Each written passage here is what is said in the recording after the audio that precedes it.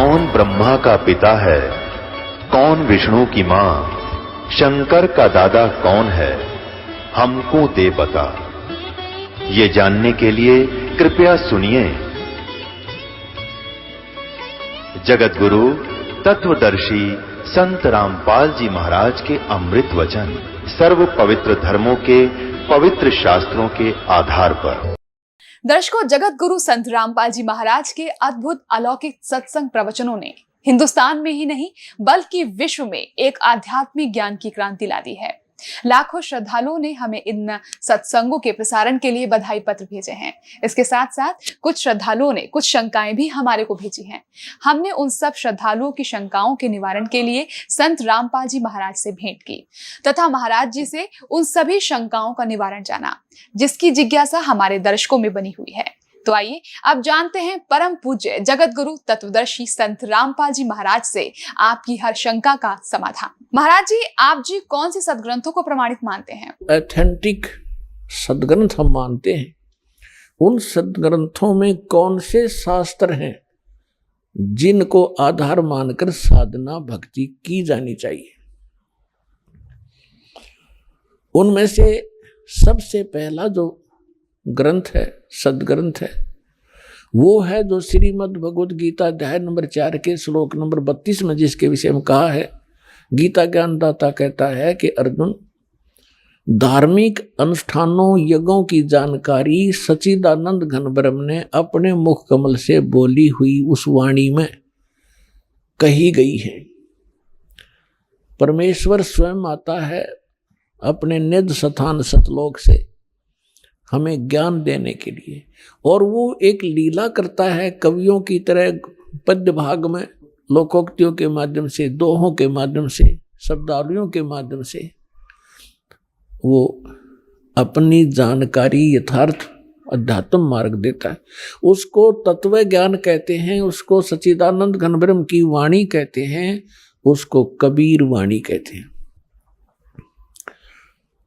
तो सबसे पहला ग्रंथ है कबीर वाणी।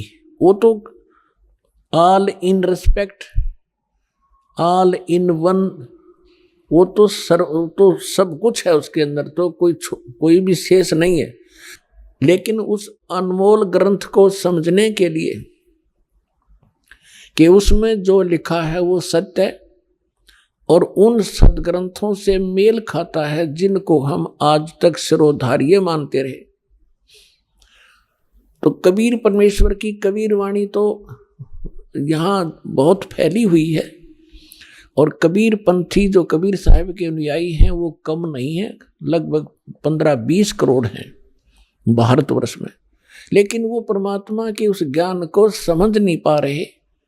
जैसे 80-90 करोड़ हिंदू हैं, और हिंदू धर्म की जो शुभ पुण्य आत्माएं हैं अपने सदग्रंथ यानी चारों वेदों को, पवित्र श्रीमद् भगवद गीता को, पवित्र चारों वेदों को, पवित्र पुराणों को सत्य मानते हैं और सब उस पर आधारित हैं। और दास ने आपके रूबरू कर दिया कि आज तक हिंदू धर्म के अनुयायियों को अपने इन सदग्रंथों के बारे में कै ख का पता नहीं। ठीक यही दशा समझो कबीर पंथियों की। उनको उन अपने ही सदग्रंथ जिसके वो कबीर सागर, कबीर वाणी, कबीर बीजक के ढोल पीटते हैं, उनमें से शब्द सुनाते हैं, कथाएं सुनाते हैं। पूरे कबीर पंथ ने कै ख का पता नहीं परमेश्वर के बारे में, उस वाणी के बारे में। अपने आत्माओं, आज किसी को बहकाया नहीं जा सकता। कोई न सोचा रामपाल अपनी डींग मारे है, इब डींग चले को नहीं, इब तो सच्चाई चलेगी और रूबरू की जाएगी, तब आपको विश्वास होगा हुई रामपाल।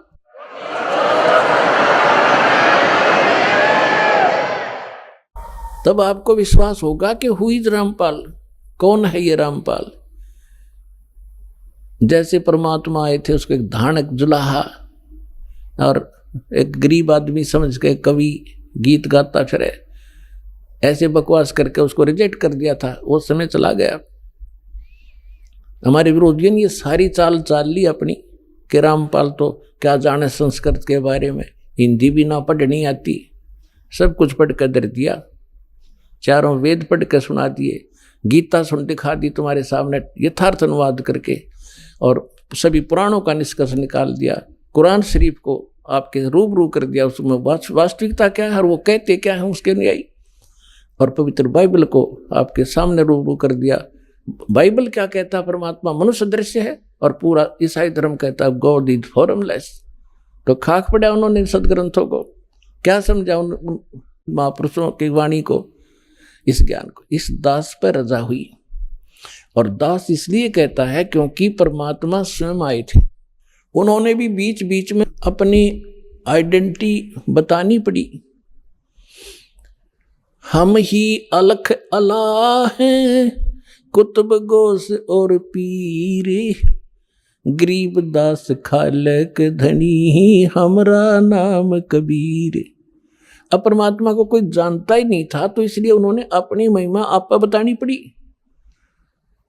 ए रामानंद राम हम 52 नरसंगे, गरीब दास कली कली, हम ही सर्वंगे, सर्वव्यापक हम ही हैं। और ए स्वामी सृष्टा में, सृष्टि हमारे तीरे, दास गरीब अधर बसू में, अवगत सत कबीरे। तो परमात्मा ने अपनी महिमा आप पर बतानी पड़ी, इसलिए दास भी ये रह कर कह रहा है कि इस विश्व में इस दास के अतिरिक्त ये यथार्थ ज्ञान नहीं है। और यदि कोई इस दास से प्राप्त ज्ञान और इस मंत्रों को स्वयं आगे प्रचार करता है तो अच्छी बात है, लेकिन स्वयं वो संत बनकर ये दान करने लग जाएगा, वो समाज का सबसे बड़ा शत्रु होगा, और वो अब घने दिन चलेगा नहीं। तो दास आपको ये बताना चाहता है कि हमारे जो यथार्थ सदग्रंथ हैं, तो परमात्मा का जो कबीर वाणी है, कबीर बीजक है, कबीर सागर है, और कबीर शब्दावली हैं, कबीर दोहे हैं परमात्मा के, ये तो 1 नंबर का सदग्रंथ है। इसमें सभी 18 पुराण, 11 उपनिषद, 6 शास्त्र और श्रीमद् भगवद गीता, और साथ में 4 वेद, इस सभी का समावेश है। लेकिन वो लैंग्वेज ऐसी है जो आम व्यक्ति समझ नहीं सका, क्योंकि अभी तक अध्यात्म मार्ग को जानने की चेष्टा उन्हीं लोगों ने की जो संस्कृत जानते थे, और वो व्याकरण को ही महत्व देते रहे। पुण्यात्माओं, परमात्मा ने सारा समाधान कर रखा है। कहते हैं जैसे कुंभ कुमार का, ऊपर चित्र अनूप, वस्तुता मद है नहीं, जैसे जल बिन कूप। कि परमात्मा क्या बताना चाहते हैं कि जैसे एक सुंदर घड़ा हो और उसके ऊपर बहुत अच्छी चित्रकारी कर रखी हो, और उसमें जल हो नहीं, उसमें भर रखी हो खड़, और एक सिंपल सा घड़ा हो और उसके अंदर शीतल जल, स्वादिष्ट जल भरा हो, तो परमात्मा ये बताना चाहते हैं हमें कि तुम किसको पसंद करोगे? जिसमें जीवन दाता जल है, चाहे उस घड़े के ऊपर चित्रकारी बेसिक ना हो, सिंपल हो, पर शीतल जल हो और खूब सुंदर बढ़िया पानी भरा हो, तो के चाटे उस चित्रकारी के वाले घड़े में जिसमें खड़ भर रखी हो। तो ये संस्कृत और शुद्ध हिंदी बोलने वाले इस जनता को अपने पीछे इसी आधार से लगाए हुए थे कि कबीर क्या जाने ज्ञान को, इसने बोलना भी नहीं आता, इसकी भाषा उठपटांग है। तो आज तक हम वो खड़ खाते रहे उस शुद्ध चित्रकारी घड़े वाली, उन शुद्ध बोलनिया की। अब हमने पता चला कि इसमें अमृत भरा पड़ा है, जो हमारा जीवन दाता जल भरा पड़ा है इसे सिंपल से घड़े में, और आज हम सब तृप्त हो रहे हैं, और जो खड़ खा रहे आज तक रो रहे हैं। तो पुण्यात्माओं, अब प्रथम नंबर तो ये परमात्मा का ये तो अनमोल ज्ञान है, इसमें तो ऑल इन वन का करें वो है। अब हम चारों वेदों पर आधारित हैं, हिंदू धर्म के, विशेषकर हिंदू धर्म के अनुयायी, और श्रीमद् भगवद गीता पर आधारित हैं कि ये ऑथेंटिक शास्त्र है और 18 पुराणों पर। अब दास ये बताएगा कि सदग्रंथ कौन कौन से और किस सत्र के हैं, उपनिषद क्या है, पुराण क्या है, वेद क्या और गीता क्या है। अब जैसे सृष्टि रचना के अंदर आपको बहुत बार सुनाया है, अब भी थोड़ा सा हिंट देंगे। जिस समय हम अपनी गलती के कारण इस काल के साथ आगे, और जब हम वहां से चले, परमात्मा ने एक संकेत किया था कि बच्चों तुम जा रहे हो, लेकिन मैं तुम्हें एक सार नाम बताता हूं, मूल मंत्र बताता हूं।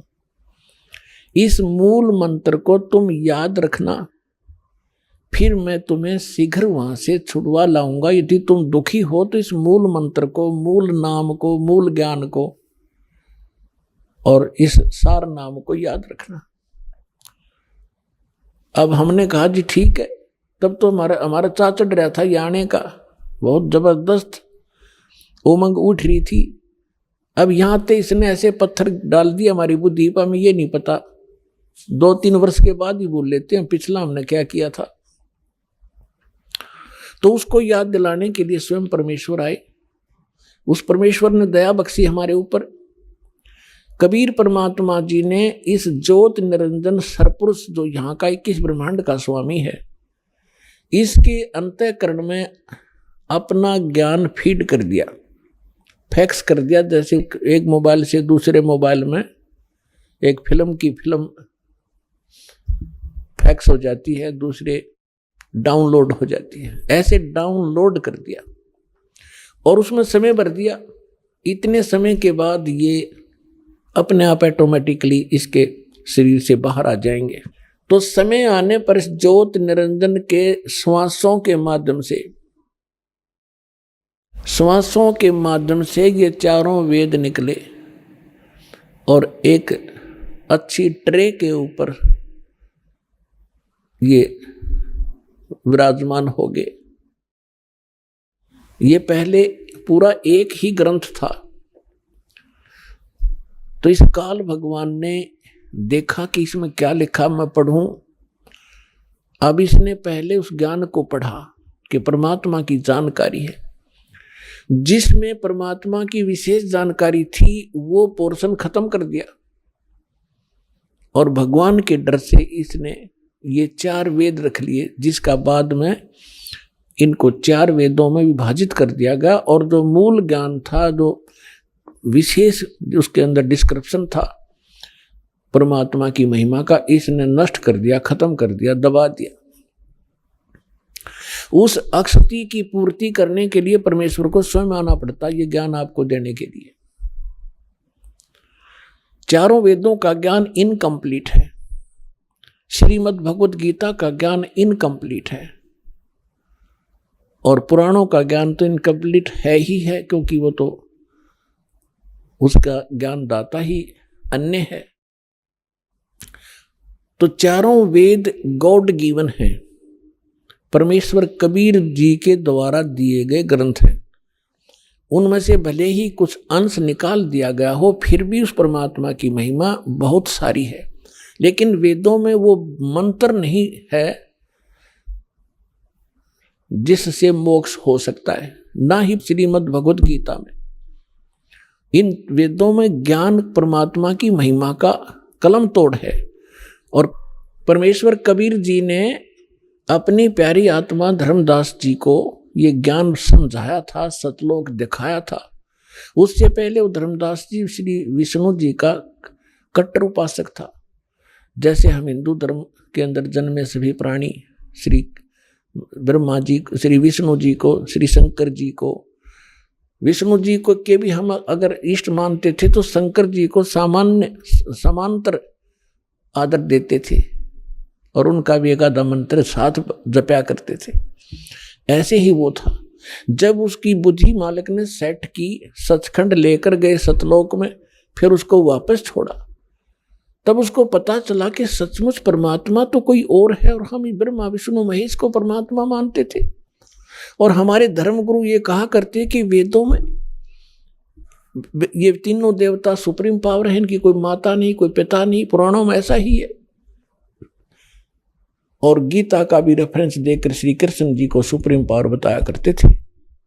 तो धर्मदास जी ने कहा कि हे भगवान, ये तो मैंने आंखों देख, धर्मदास जी ने कहा कि हे भगवान, मैंने तो आंखों देख लिया आपको, आप ही भगवान, और कोई भगवान नहीं है, ब्रह्मा विष्णु महेश, पावर नहीं, सुप्रीम पावर नहीं है, परमात्मा नहीं है, ये तो अक्षेत्रीय विभागीय अधिकारी हैं।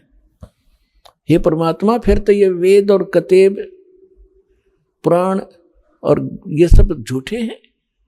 परमात्मा ने कहा वेद कतेब झूठे नहीं भाई, झूठे हैं जो इनको समझे नहीं। झूठे तो वो है जो इनको समझ नहीं सके। ये बिल्कुल एक नंबर का ज्ञान है इनके अंदर, वेद और कतेबों में। और फिर परमेश्वर ने कहा कि वेद मेरा भेद है, मैं ना मिलूं वेदन के माही, और जौन वेद से मैं मिलूं, ये वेद जानते नहीं। परमात्मा ने कहा था ये चारों वेद मेरी महिमा का गुणगान करते हैं। कबीर देव, कबीर साहब, इसमें सैकड़ों स्थान पर, हजारों स्थानों पर लिखा है। और ब्रह्मा विष्णु महेश भगवान नहीं है, ये शिव पुराण के अंदर लिखा हुआ है। तो ये जिन्होंने इन वेदों और कतेबों को, पुराणों को समझा नहीं, वो लोग नकली थे, झूठे थे, उन्हें ज्ञान नहीं था। वेद कतेब झूठे ना भाई, झूठे हैं जो समझे नहीं। अब जो दास आपको आज निर्णय करने जा रहा है कि कौन से ग्रंथ हैं जिनको हम शास्त्र माने कि उनके अनुसार साधना करने से मोक्ष होगा, वो शास्त्र अनुकूल साधना है। इनमें से परमात्मा की वाणी तो है ही, उसको तो हम बाद में लेंगे, पहले इन वेद और गीता को और इन पुराणों को लेते हैं। क्योंकि आज पूरा मानव हिंदू समाज इन्हीं सदग्रंथों पर आधारित है। और जब उनको ये ज्ञान होगा कि ये सदग्रंथ क्या बता रहे हैं, और फिर उसको रूबरू किया जाएगा, परमात्मा ने 600 वर्ष पहले आकर बताई थी वही बातें अपनी सिंपल उस बिना चित्रकारी वाले घड़े में अमृत भर के गए थे वो, तब हम पहचानेंगे, इस खड़ने छोड़ देंगे और वो जल लेंगे, ग्रहण करेंगे जो हमारा जीवन दाता है। तो पहले हम वेदों को और गीता जी को, इसको निर्णय करते हैं। ये वेद आपको बता दिया गॉड गिवन है, ये स्पिरिचुअल नॉलेज है, ये वो शास्त्र हैं जिसके अनुसार हमने साधना करनी चाहिए। लेकिन ये इनकम्प्लीट है, इनमें कंप्लीट स्पिरिचुअल नॉलेज नहीं है। उदाहरण के लिए दास बताता है, अब चारों वेदों का ज्ञान ही श्रीमद् भगवत गीता है। इसमें गीता ज्ञान दाता ये ब्रह्म है, और वेद ज्ञान उसको डायरेक्ट मिला हुआ है। उसमें जो लिखा है वो परमात्मा ने ही लिखा है, जो कुछ भी उसमें लिखा है भगवान ने लिखकर भेजा है। जो कुछ इसकी तरफ का रोल है वो भी मालिक ने लिखा है, इसमें भेजा है इसके पास। अब इसमें श्रीमद् भगवत गीता में इसने अपना मत अड़ाया है कुछ, जो युद्ध करवाने के लिए, और वो वेदों से मेल नहीं खाता है, तो वो रिजेक्टेड है, वो हमें मान्य नहीं है। श्रीमद् भगवत गीता में जहां पर ये कहता है अर्जुन ये मेरा मत है, यानी वो वेद ज्ञान नहीं है, इसका अपना मत है। और वो मत अगर वेद से मिलता है तो ठीक है, वेद के विपरीत है तो वो ठीक नहीं है। तो श्रीमद् भगवत गीता और पवित्र चारों वेद, पवित्र श्रीमद् भगवत गीता, ये एथेंटिक शास्त्र हैं जिनके अनुसार हम साधना करेंगे, और ये गॉड गिवन है। अब बात रही उपनिषद और पुराणों की। उपनिषद क्या है? उपनिषद है किसी ऋषि का अपना अनुभव, जैसा उसने भगवान को जाना, वेदों को पढ़ा और फिर अपने डले डोहे अभ्यास समाधि समाधि लगाई, उसने जैसा अनुभव हुआ उसने उसमें लिख दिया। वो उसी के नाम से, जैसे मंडूक्य उपनिषद है, मांडुक्य नामक एक ऋषि था, उसका अनुभव उसमें जो लिखा है। और उस उपनिषद में यदि वेद के विरुद्ध ज्ञान है तो वो रिजेक्टेड है, और वेद के अनुकूल है तो वेद वाला है, उसका क्या, वो कहाँ से लाया फिर, वो तो वेद के अंदर विद्यमान ही है। अब बात आती है पुराणों की। ये पुराण क्या है? ये पुराण है श्री ब्रह्मा जी का अनुभव। इस काल भगवान ने सबसे पहले ये चारों वेद जो काट छांट करके इसने रखे थे, ऋग्वेद, यजुर्वेद, सामवेद और अथर्ववेद, ये चारों के चारों वेद इस ब्रह्मा जी को दिए। ब्रह्मा जी की बुद्धि इस काल के हाथ में है। ब्रह्मा जी कौन है? ये इस काल का पुत्र है, ज्येष्ठ पुत्र, बड़ा पुत्र है। और सेकंड नंबर के विष्णु जी और थर्ड नंबर के शिव जी, ये काल के पुत्र हैं। दुर्गा और काल के संयोग से उत्पन्न हुए हैं। दुर्गा इनकी माता है, काल ब्रह्म इनका पिता है। तो इस काल भगवान ने अपने बड़े पुत्र ब्रह्मा को ये सौंपे कि आप गुप्त रूप से सागर मंथन हुआ, उसमें छोड़ दिए, ये उठा ले। माँ ने कह दिया बेटा तू पढ़ ले, तू बड़ा है, ये तेरा काम है, इस ग्रंथों को समझ और समझा। तो उसने वेदों को जैसा समझा, उसने आगे पुराणों में वो अनुभव बोल दिया। ये पुराण एक ज्ञान है, इसको 18 विभागों में बांट दिया गया। कैसे बांट दिया? जैसे दक्ष आदि ऋषियों को ब्रह्मा ने ज्ञान दिया, उन्होंने आगे अन्य ऋषि अपने वंशजों को सुनाया, कुछ ब्रह्मा जी से प्राप्त, कुछ अपना अनुभव। आगे चलते चलते उसी ज्ञान को जो ब्रह्मा जी ने ज्ञान दिया था वो तो है ही सभी में, लेकिन प्रत्येक राइटर ने, प्रत्येक वक्ता ने अपना अपना अनुभव उसमें मिलाना शुरू कर दिया। तो ये जो ब्रह्मा जी का दिया हुआ अनुभव है, वेदों को जैसा उन्हें समझा है, तो वेदों से इन ऋषि महर्षियों ने एक ओम नाम प्राप्त कर लिया और उस ओम नाम को पूर्ण परमात्मा का मान लिया। जबकि यजुर्वेद अध्याय नंबर 40 के मंत्र नंबर 10 में स्पष्ट किया है कि कोई तो परमात्मा को संभवात कहता है। संभवात माने जन्म लेकर श्री राम और कृष्ण के रूप में अवतरित होता, जन्म लेता है, साकार। और कोई उसको असंभवात कहता है, यानी वो जन्म ही नहीं लेता, निराकार है। उसमें लिखा है कि वो परमात्मा कैसा है, जन्म लेता है या नहीं लेता है, वो तत्वदर्शी संत बताते हैं, उनसे सुनो। तो इससे सिद्ध हो गया कि वेद ज्ञान भी इनकम्प्लीट है, कंप्लीट नहीं है। अब इन ऋषियों की बुद्धि पर यहां पत्थर पड़ गया कि उसमें यह स्पष्ट किया है कि वो वास्तविक ज्ञान तो इनसे हटकर है। श्रीमद् भागवत गीता के अंदर अध्याय नंबर 4 के श्लोक नंबर 32 और 34 में स्पष्ट किया है गीता ज्ञानदाता ने, ब्रह्म ने, कि परमेश्वर अपने मुख कमल से जो ज्ञान देता है उसमें विस्तार के साथ उसकी वाणी में, उनके मुख से निकले हुए वचनों में वो यथार्थ भक्ति मार्ग और धार्मिक युगों की जानकारी, अनुष्ठानों की जानकारी विस्तार से की गई है। वो तत्व ज्ञान है और उस ज्ञान को जानकर तो सर्वथा सभी पापों से मुक्त हो जाएगा। चौथे अध्याय के 34वें श्लोक में कहा कि उस ज्ञान को तत्वदर्शी संतों के पास जाकर समझ, उनको दंडवत प्रणाम करने से, कपट छोड़कर उनकी सेवा करने से, प्रसन्न करने से वो तत्वदर्शी संत तुझे उस तत्व ज्ञान का उपदेश करेंगे। इति सिद्धम कि गीता ज्ञान कंप्लीट नहीं है, इनकम्प्लीट है। और श्रीमद् भगवद गीता के अंदर कौन से मंत्र हैं? आज सुबह के सत्संग में आपको ये निर्णय दिया गया था कि कौन है भगवान, कैसा है परमात्मा, किसने देखा है भगवान, वो रहता कहाँ है भगवान।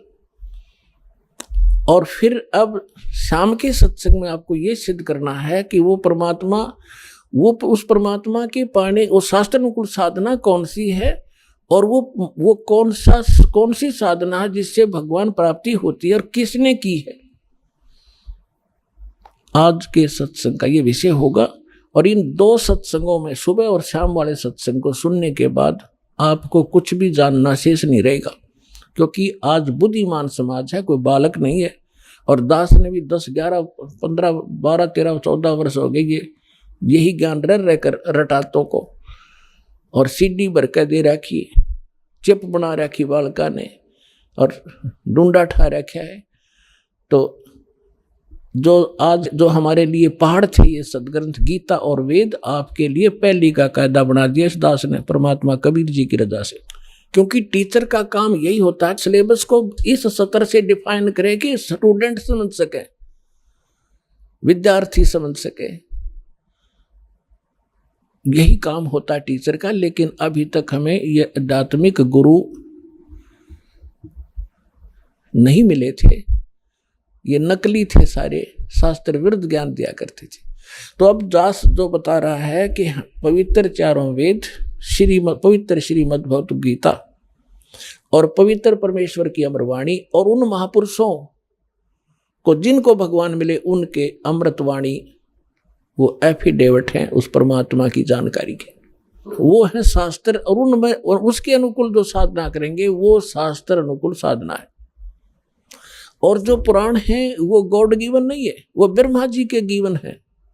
और ब्रह्मा तो एक देवता है, इसको खुद नहीं पता। जब कहता है मैं ब्रह्मा, नारद जी पूछते हैं अपने पिता ब्रह्मा जी से कि आप सृष्टि रचना सुनाइए।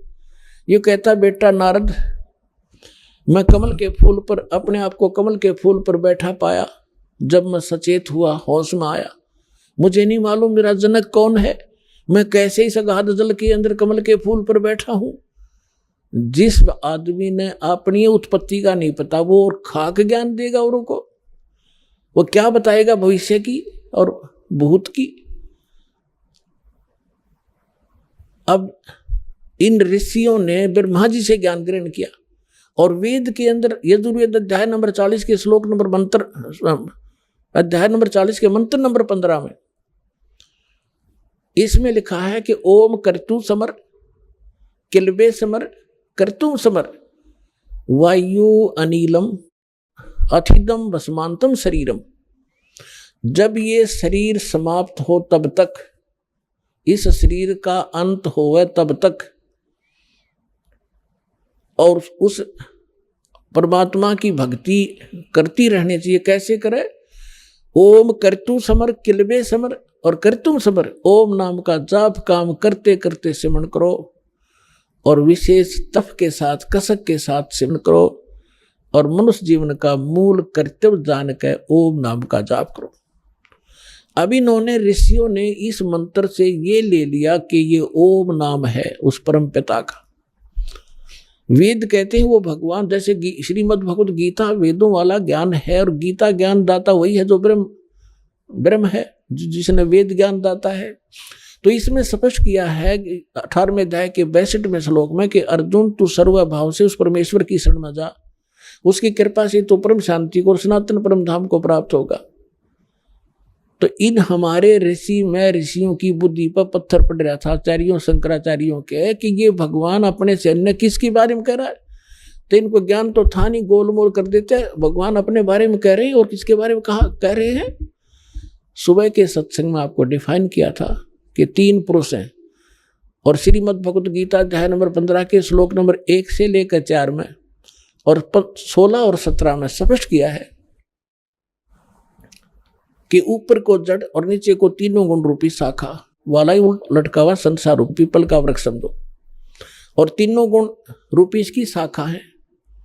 और जो संत इस सभी विभागों को जानता वृक्ष के, वो तत्वदर्शी संत है।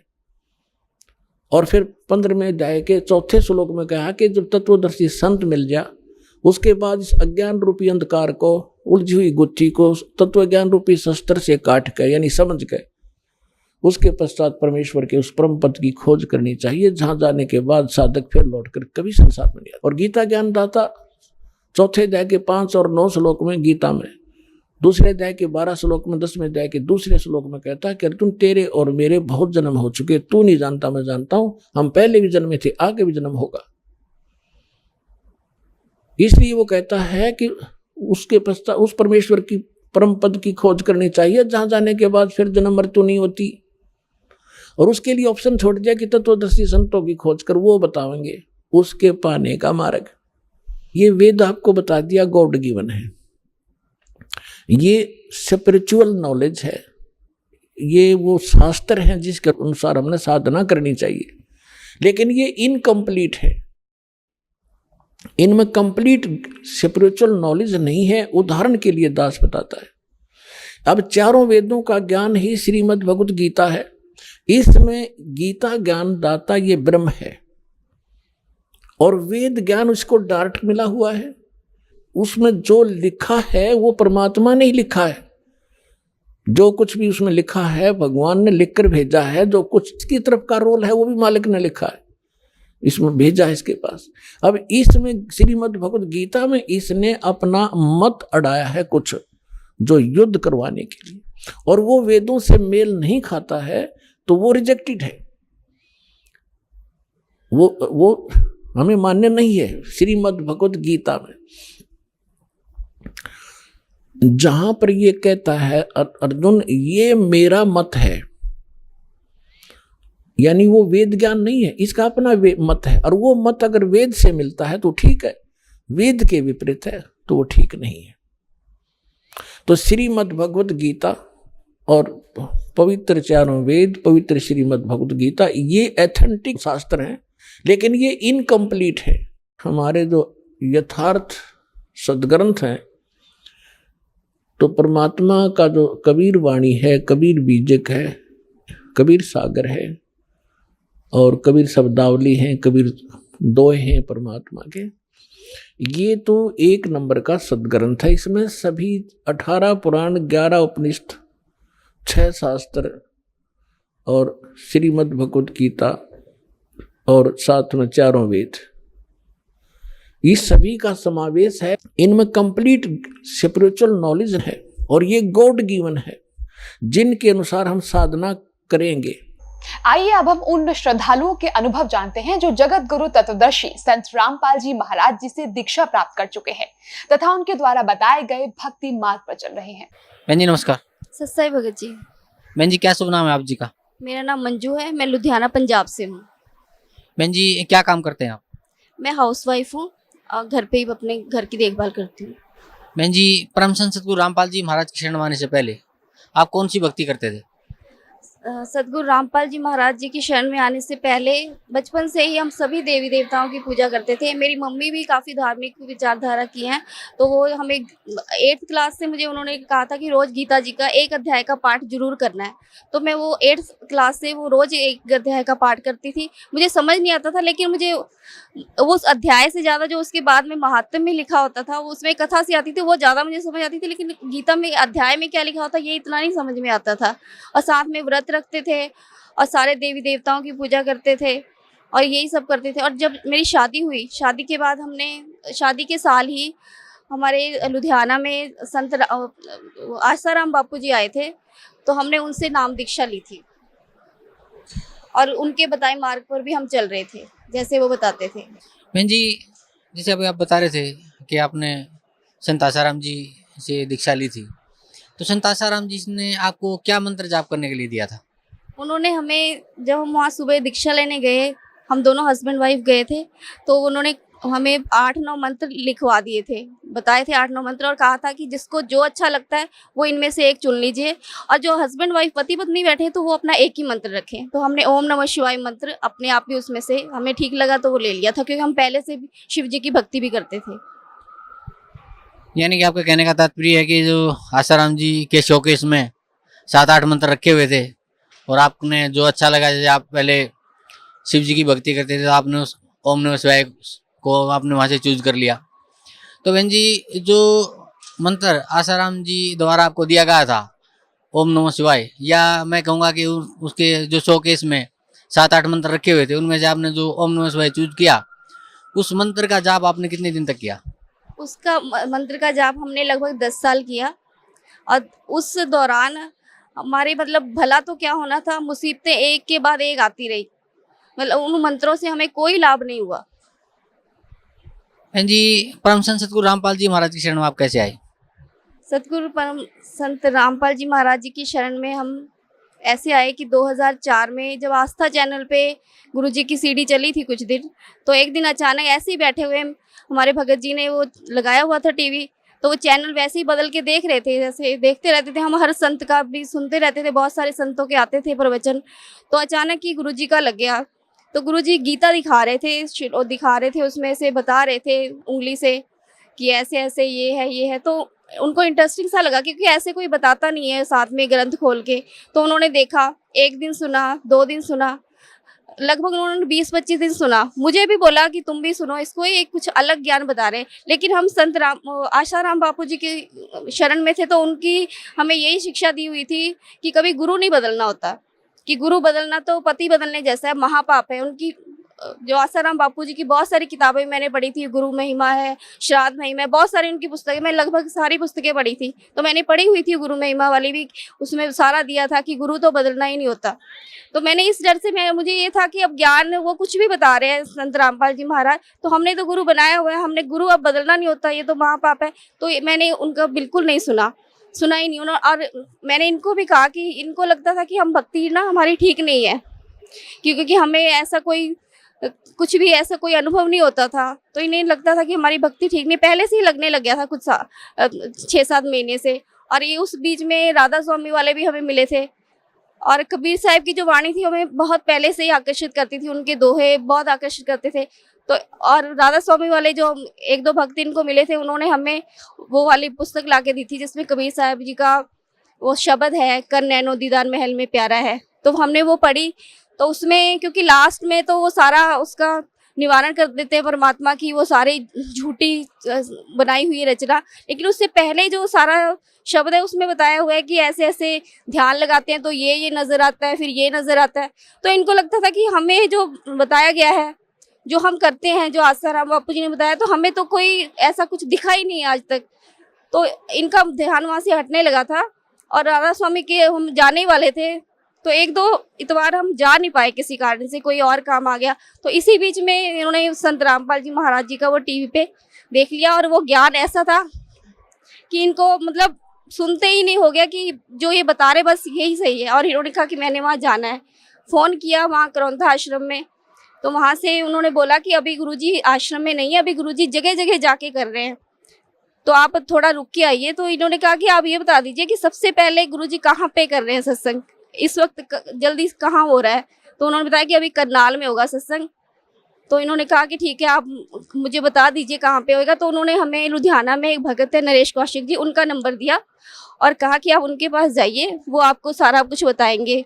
हम उनके पास गए, उन्होंने हमें बताया सारा कुछ, और पुस्तक दी प्रभाषा प्रभु की और गहरी नज़र गीता में, और सारा बताया उन्होंने। मैंने वो पुस्तक पढ़ी, इन्होंने भी पढ़ी, और साथ में उन्होंने बताया भी करनाल में उस जगह पे होना है। तो जब वो सत्संग था 15 जून को 2004 को हम वहाँ करनाल पहुँच गए।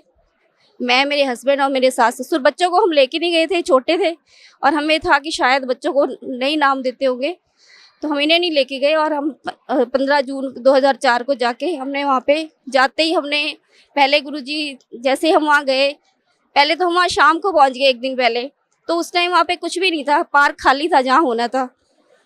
फिर हम सुबह दूसरे दिन आए, वहाँ पे हमारे कोई रिश्तेदार थे, उनके यहाँ रुक के सुबह आए, तो वहाँ पे लगा हुआ था, लेकिन संगत बहुत ही कम थी।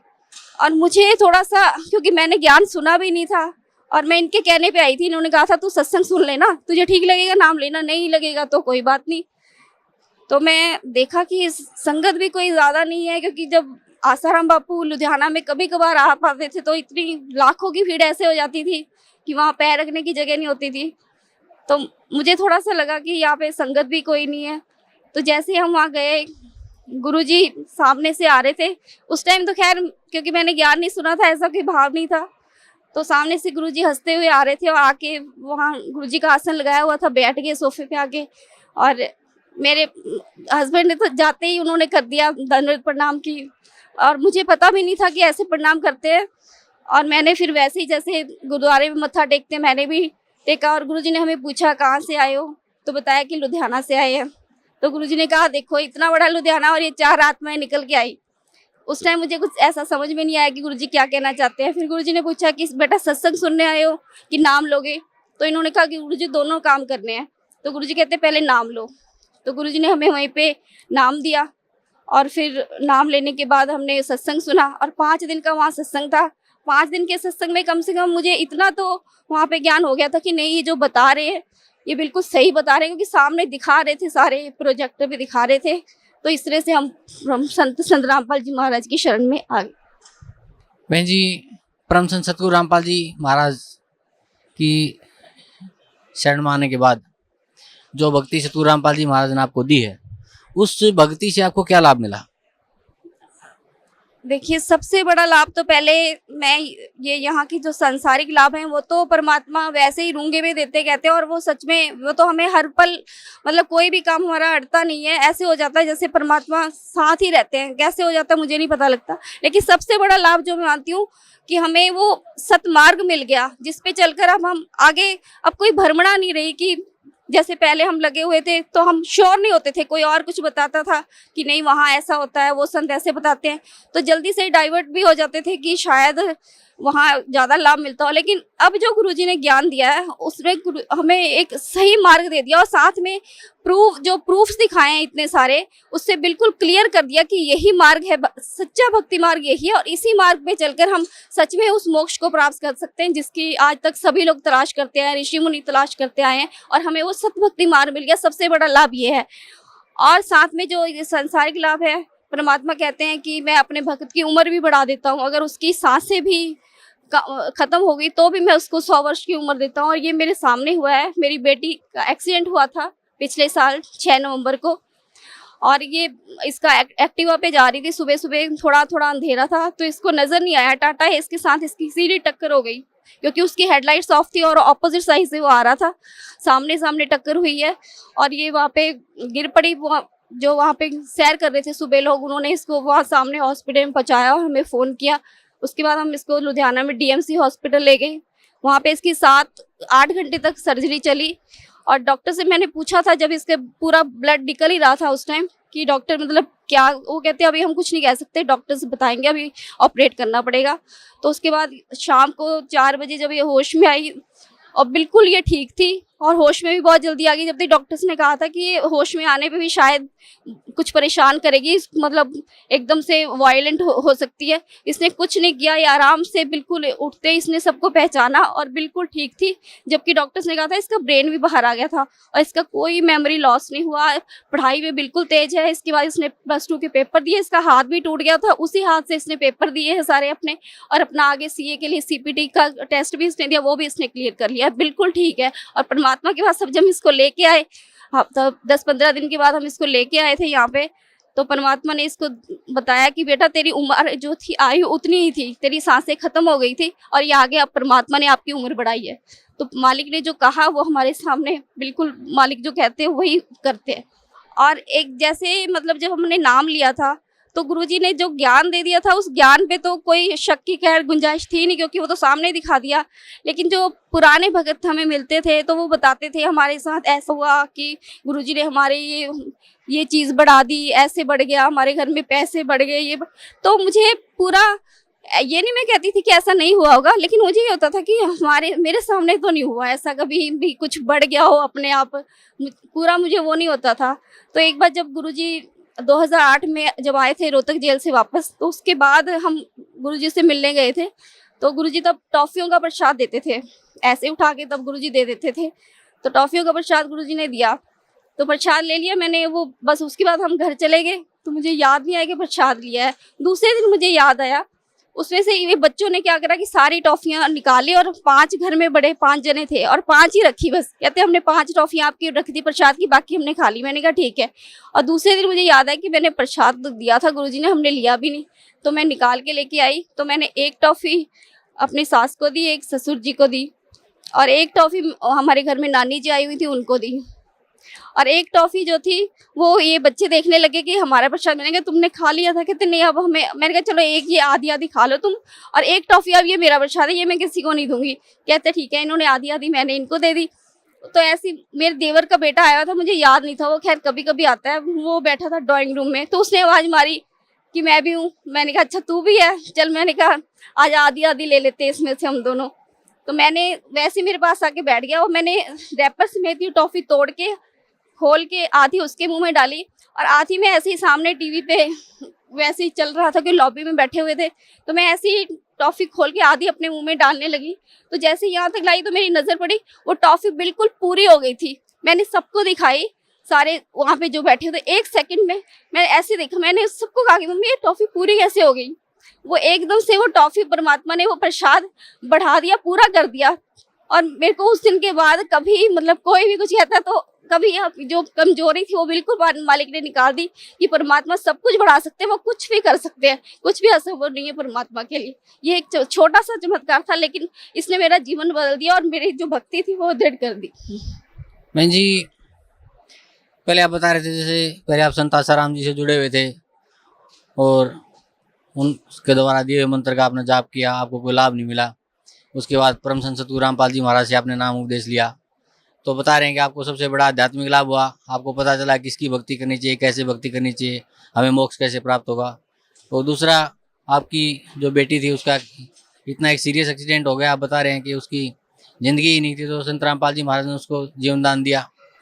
और फिर आप बता रहे हैं कि आपके अंदर जो एक त्रुटि थी कि परमात्मा क्या कर सकता है क्या नहीं कर सकता, आपके बिल्कुल हाथ में उन्होंने, चलो एक माइन्यूट सी बात लगती है लेकिन एक बहुत बड़ी मतलब घटना है।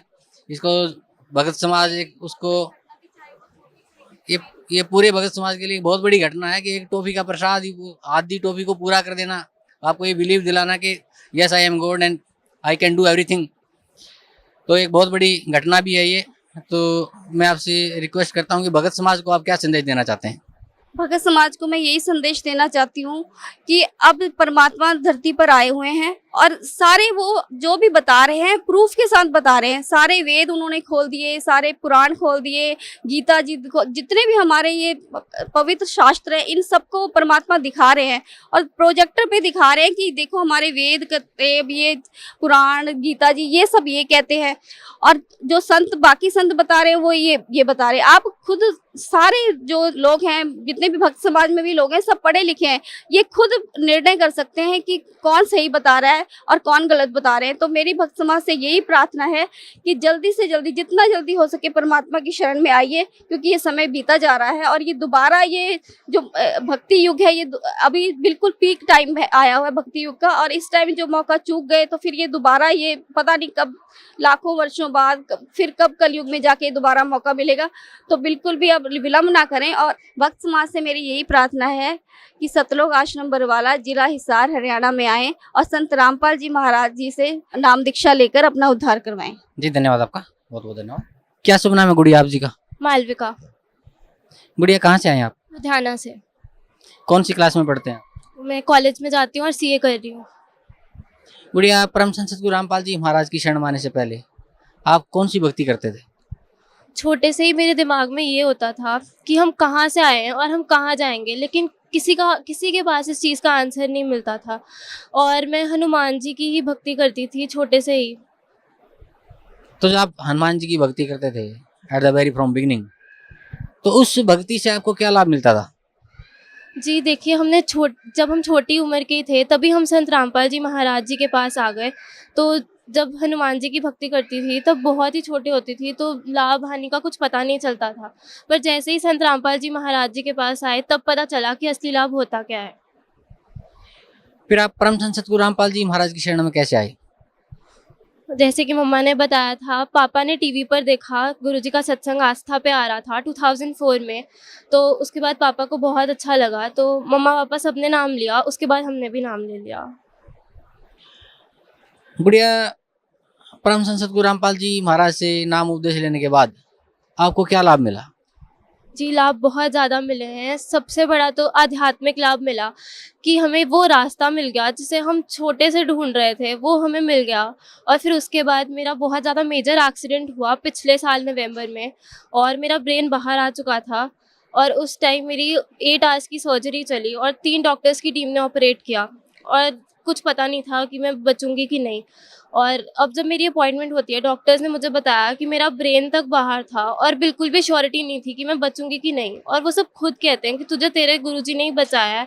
तो गुरुजी ने मुझे जीवन दान दिया है। और जैसे ही मैं आश्रम आई एक्सीडेंट के बाद, तो गुरुजी ने मुझे बोला कि बेटी तेरा जीवन और आगे नहीं था, ये तुझे परमात्मा ने भक्ति के लिए दिया है। तो ये सबसे बड़ा लाभ हुआ मुझे मेरी ज़िंदगी में। So there have been many benefits which I have received by taking Namdan from Jagat Guru Rampal ji. गुड़िया, what message would you like to pass for Bhakt society? See, the message I would like to give everyone is that, like everybody says, God is one. So I would like to tell you that that one is just right here in Satlok Ashram Barwala, waiting for his children to come to him and go back to the place from where we've come from, that is Satlok. तो जितनी जल्दी हो सके अपना समय को ना गवाते हुए जल्दी से यहाँ पर आएं और अब संत रामपाल जी महाराज जी से उपदेश लें, जो कि स्वयं कबीर परमेश्वर आए हुए हैं, और अपने जीवन को सफल बनाएं। Thank you so much. नमस्कार सर। नमस्कार सत साहिब जी। क्या शुभ नाम है जी आप जी का? अशोक नाम है जी। सर कहाँ से आए हैं आप? मैं जिला बदायूं उत्तर प्रदेश यूपी से हूँ जी, गाँव लो। सर क्या काम करते हैं आप? मैं जी एक ठेकेदार, एक पेंटर का काम करता हूँ मैं। नहीं सर परम संत सद्गुरु रामपाल जी महाराज के शरण में आने से पहले आप कौन सी भक्ति करते थे? मैं जी ब्रह्मा विष्णु महेश, मंदिर जाना, पितरों की पूजा करना, और जो झाड़ फूक वाले जो करवाते थे गाँव के, जो रीति रिवाजी थी बुजुर्गों के जमाने से, वो करते थे हम लोग। लेकिन उससे हमारे को सुख शांति कोई नहीं मिलती, जितना करते थे उतना दुख ही होता था हमारे को उसका करने के बाद। सर परम संत सद्गुरु रामपाल जी महाराज की शरण आपको कैसे प्राप्त हुई? एक नेत्रपाल भगत जी हैं, हमारे भाई लगते हैं रिश्ते से। वो हमारे को बोलते थे भाई तुम ये मंदिर जाना, ये करना, तुम सारे देवी देवताओं पर विश्वास करना, झाड़ फूक वालों पर विश्वास करते हो, तुम्हारे घर में अशांति रहती है हर समय, हमारे आश्रम चलो, तुम वहाँ से नाम ले लो गुरु जी से और तुम्हारे को सुख शांति मिलेगी, इससे कोई अम्बाला आपको वो नहीं होएगा। तो हम सोचते थे नहीं जी कि हम नहीं जाएंगे, आप होली दिवाली कुछ नहीं मानते हो, किसी को नहीं मानते हो आप, हम नहीं जाएंगे वहाँ। हमारी भक्तमती जो थी उनकी प्रबल इच्छा ज़्यादा थी कि नहीं भाई एक बार जाना चाहिए हमारे को, आश्रम देखना चाहिए, जड़ तक तय तक जाना चाहिए हमारे को, क्या है क्या नहीं है। मैं और मेरा बेटा दोनों ही एक दिन आए और यहाँ पर देखा। उसी दिन मेरे बेटा ने कही कि नहीं पापा यहाँ से नाम उपदेश लेते हैं हम, बाकी जगह कहीं नहीं जाएंगे हम। तो उस दिन मैंने नाम उपदेश यहाँ से ले लिया। सर परम संत सद्गुरु रामपाल जी महाराज से नाम उपदेश लेने के बाद आपको क्या लाभ मिला? सबसे प्रथम तो मेरे को ये लाभ है कि मैं 2 बंडल बीड़ी का पीता था दिन भर में। मेरे घर वाले सारे मेरे से परेशान रहते थे, क्योंकि मैं एक पेंट का ठेकेदारी का काम कराता हूँ, मैं लेबर के साथ रहना, जैसी संगत होती थी वैसे वही उनको शाम को कि कभी दारू मंगा लो भी ठेकेदार, तो बोतल को पैसे दे देने, उनको खुद भी पीना, उनको भी पिलाना, फिर घर में आके झगड़ा करना। तो सबसे बड़ा लाभ तो ये था कि मेरी बीड़ी उसी दिन से छूट गई, ना मेरे को कोई इच्छा हुई, ना मेरे को कोई आज तक लाभ, मतलब इसका सबसे बड़ा मिला मेरे को ये मेरा एक अनुभव था। फिर उसके बाद अभी पीछे मेरे को इस पिछले सत्संग में आया था मैं 4 को और 5 को, यहाँ से मैं 4 तारीख को 5 को गया था, यहाँ से वापसी 8 तारीख को मेरे साथ एक हादसा हुआ था। जो 4 मंजिल की घोड़ी थी लोहे की मेरी, उससे उतार रहे थे लड़के, एक बिजली की लाइन पर रख गई थी। लेकिन वहाँ से जैसे वेल्डिंग में हम करते हैं उस हिसाब से हमारा मतलब जो है चिंगारी छूट रही थी। 4 बंदे थे, मेरा बेटा भी स्कूल से आया था, ये सोच रहा पापा पर रुकी नहीं है, तो दौड़ के ये भी गया। भाई इसको ये नहीं पता था कि करंट लगा हुआ है, लेकिन उसमें 4 बंदे थे, एक मेरा भतीजा भी पकड़ा हुआ था। तो चारों के चारों मतलब कांप रहे, लेकिन हम 2 उपदेशी थे उसमें और बाकी 4 जो गैर उपदेशी थे उसमें बंदे, वो चारों के चारों हम कांप रहे। लेकिन नीचे 200 बंदे खड़े थे, वो सारे ही घबरा रहे कि नहीं भाई आज ये 4 बंदे मर जाएंगे, बचेगा नहीं कोई भी। तो मैंने कहा हे बंदी छोड़, तो इतने में मेरे को नहीं पता घोड़ी तार पे से उठ के कैसे अंदर आ गई, ये मेरे को कुछ नहीं पता लगा। लेकिन हम चारों के चारों सेफ हो गए। बाकी इनको करंट लगा, वो एक बार को घबरा गई थी, बार उनके खड़े हो गए कि नहीं भाई अब नहीं बचेंगे। तो सबसे बड़ा मेरे को चमत्कार ये कि मैं जो है मतलब उस दिन बंदी छोड़ना बोल न जा भाई, एक नया दान जीवन दिया मेरे को, चारों के चारों हम सेफ बच गए। सर जैसे पहले आप भक्ति करते थे तो उसको आपको कोई लाभ नहीं मिलता था, फिर आप परम संत सद्गुरु रामपाल जी महाराज की शरण में आए, सद्गुरु रामपाल जी महाराज से नामदान लिया, तो जो भक्ति सद्गुरु रामपाल जी महाराज ने आपको दी, उस भक्ति से आपको ही नहीं बल्कि 4 लोगों को जीवन दान मिला। तो भगत समाज को क्या संदेश देना चाहते हैं सर आप? भगत समाज को मैं यही संदेश देना चाहूंगा भाई कि जिला हिसार बरवाला में आए और माता और बहनों और भाइयों से मेरा अनुरोध है हाथ जोड़कर कि अपना भाई कल्याण कराएं, सतगुरु रामपाल जी के पास आए। ये एक सत कबीर है, इनका पूर्ण विश्वास करें, मतलब ऐसा कुछ नहीं है भाई, आए यहाँ पर और प्रबल अपना जीवन सफल बनाए। जी धन्यवाद आपका। क्या शुभ नाम है जी आप जी का? भगत भारत दास। भारत दास जी कहाँ से आए आप? मैं जिला बदायूं, गांव लौथर। भारत दास जी क्या काम करते हैं आप? मैं अभी स्टूडेंट हूँ, मैं पढ़ाई करता हूँ, 10वीं कक्षा में हूँ अभी। भारत दास जी परम संत सद्गुरु रामपाल जी महाराज की शरण में आप कैसे आए? परम संत सतगुरु रामपाल जी महाराज के शरण में मेरे एक चाचा लगते हैं नेत्रपाल भगत जी, वो हम मेरे घर पे रोज आते थे सत्संग देखने। वो कहते थे कि आप हमारे को मेरे गुरुजी का चैनल दिखा दे करो साधना, आप उस पर हमारे गुरुजी का और उस पर हमारे गुरु जी का सत्संग आता है, आप डेली दिखा दिया करो, चाहे आप उस दिखाने के 2 घंटे के पैसे ले लिया करें हमसे। पर हमने कहा नहीं चाचा हैं, हम ऐसे कैसे कर सकते हैं, चलो आप देख लिया करो सत्संग। पर वो देखते रहते थे, हम सो जाते थे, हमारा मन नहीं लगता था। अब काल की काफ़ी शक्ति होती है इसमें कि क्या होता था कि हम सो जाते थे, हमें अच्छा नहीं लगता था। पर जैसे धीरे धीरे अच्छा लगने लगा, जब सुनने लगे कि जहाँ आशा था वहाँ आशा हुई, जैसे जैसे आशा लगने लगी उसमें, जहाँ बढ़ने लगी उसमें कि क्या है ये ज्ञान। जब गुरु जी गीता खोल के दिखाते थे, जैसे गीता हमने देखी थी, पढ़ी भी थी, पर समझ नहीं आती थी कि है क्या चीज़ ये। मैं बस मंदिर भी जाता था, वहाँ पर भी काफ़ी वेद थे, वहाँ पर काफ़ी वेद पढ़े हुए थे, हमने गीता पढ़ी हुई थी, पर कभी समझ नहीं आया कि उसमें रियल बात क्या है। लगता था कि जो हम कर रहे हैं सही कर रहे हैं। पर जब उसमें गुरु जी ने जो समझाया वो पता लगा कि असली बात क्या है, तो तब पता लगा। तब मैंने और मेरे पापा ने एक दिन भगत जी के साथ, जिस दिन वो आश्रम आ रहे थे, उस दिन हमने सोचा कि आए आश्रम और पूरा ज्ञान सुने कि पूरा ज्ञान क्या है, कि पूरा ज्ञान इसकी जड़ तक जाया जाए कि भाई पूरा ज्ञान क्या है और कहाँ से ये मिलता है। और क्या कबीर साहब की जब पूरी हस्ती बता रहे थे गुरु जी कि कबीर साहब एक पूर्ण परमात्मा है, ये कैसे हैं, ये पूरी जानने के लिए हम यहाँ बरवाला सतलोक आश्रम में आए और यहाँ पे पता लगाया और यहाँ से नाम उपदेश लिया। पारदास जी, जो भक्ति परम संत सतगुरु रामपाल जी महाराज ने आपको दी है, उस भक्ति से आपको क्या लाभ मिला?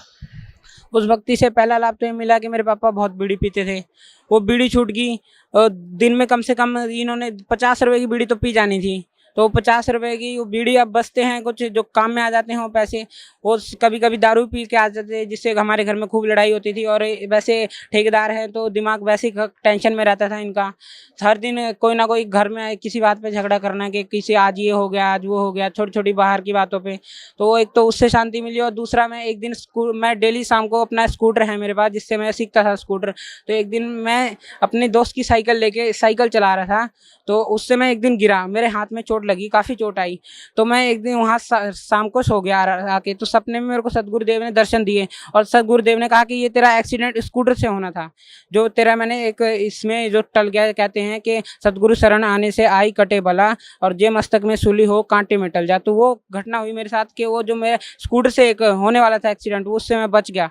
एक खाली मामूली खरोच लगी मेरे को जब मैं गिरा साइकिल से, तो उस खाली मामूली खरोच लगी, जो शाम को होने वाला था वो मेरा दोपहर में होकर टल गया वो घटना। उससे मेरा एक दृढ़ विश्वास हो गया कि नहीं ये तो पूर्ण परमात्मा है। जब सपने में दर्शन दिए, और मेरी मम्मी भी बहुत कष्ट में रहती थी, उनके गले में एक 2 साल पहले एक फोड़ा निकला था, उसमें 2 लाख रुपए हमने लगा दिए। सब जगह गए, सब मंदिर में बहुत सारे जितने भी मंदिर बताए, जितने भी लोगों ने तीर्थ बताए, जितने भी गुरु बताए कि इनके पास जाइए आपको लाभ मिलेगा, हम सबके पास गए पर किसी से लाभ नहीं मिला। आखिर में उसके 2 लाख रुपए लगे और मरते मरते बची मेरी मम्मी, और वही फोड़ा उसी जगह द्वारा निकलने लगा था।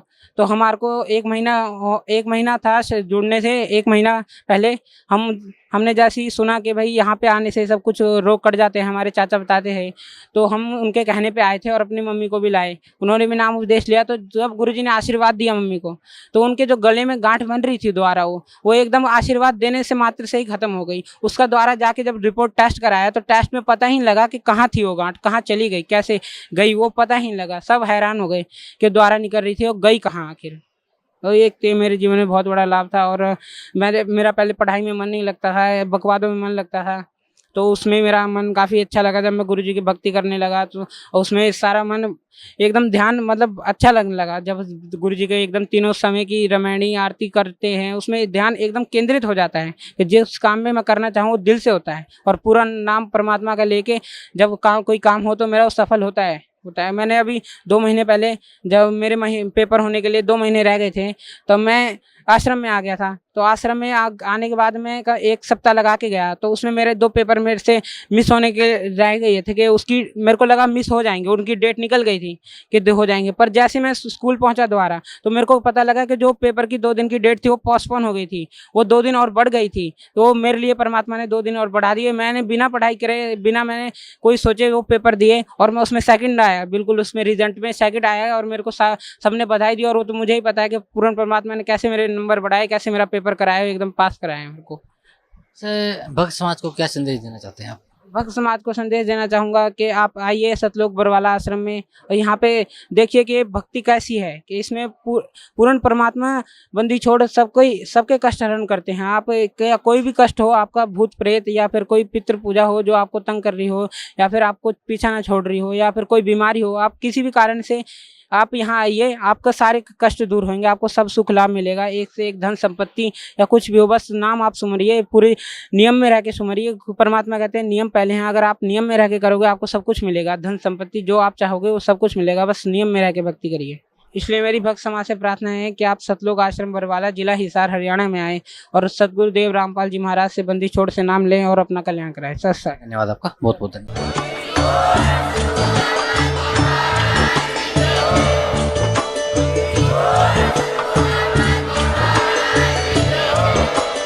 आप सुन रहे थे जगत गुरु तत्वदर्शी संत रामपाल जी महाराज जी के मंगल प्रवचन। अधिक जानकारी के लिए विजिट कीजिए हमारी वेबसाइट www.jagatgururampalji.org। संत रामपाल जी महाराज जी के शुभ आशीर्वाद से पूरे विश्व भर में 500 से भी ज्यादा नाम दीक्षा केंद्र हैं, जिन पर संत रामपाल जी महाराज जी द्वारा ऑनलाइन निशुल्क नाम दीक्षा दी जा रही है। अपने नजदीकी नाम दीक्षा केंद्र का पता करने के लिए संपर्क करें 8222880541।